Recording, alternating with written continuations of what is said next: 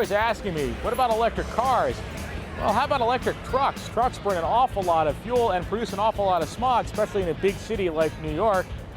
A truck like this one from Smith Electric Vehicles, which is purely electrically driven, can actually displace a lot of that diesel fuel and a lot of that smog that's being produced. And if you're a business owner looking to save some money on gas and kind of flatten out your cost structure, a vehicle like this could be just the thing you need.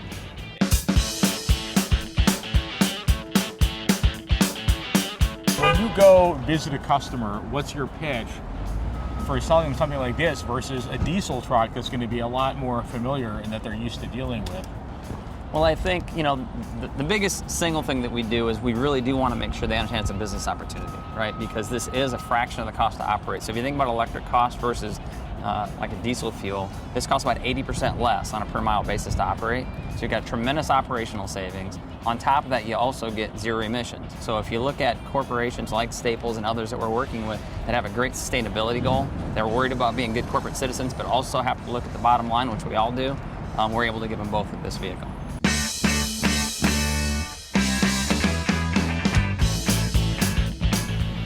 Can you just run through me real quickly some of the specifications on a truck like this? What's it cost, and what does it do, and how does that compare as a package to buying a diesel truck? This typical truck, this is our standard platform, so it comes in 3 different wheelbases. So you can go from a very short wheelbase for a small box up to a very long one for a big bulk truck. A number of different weight categories. So, but we spec them all again to the battery. Like this one right here has 80 kilowatt hours of storage on it and batteries that allow it to go 100 miles. So in that 100-mile range, that's through the workday. And when you come back at night and park, it takes about 8 hours to completely recharge that battery and be ready for the next workday.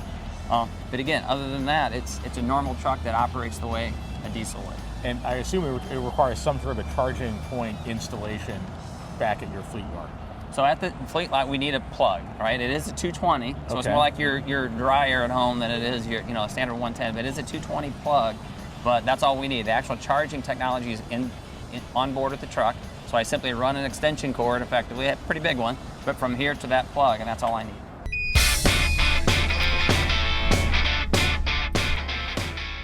If you've ever rented a truck from U-Haul, you'll be pretty familiar with driving a truck like this. Not so different.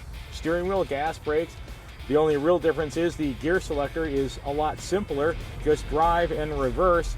There are no options even for any other lower gears because with an electric motor, you don't really need gears. You have full torque from 0 miles an hour. So it just has one speed. And over here, this is for turning on the regenerative braking system. That's the system that recaptures power whenever you brake the truck. And of course, you're going to want that on because that increases the range of the truck a lot by recapturing braking energy to charge the batteries.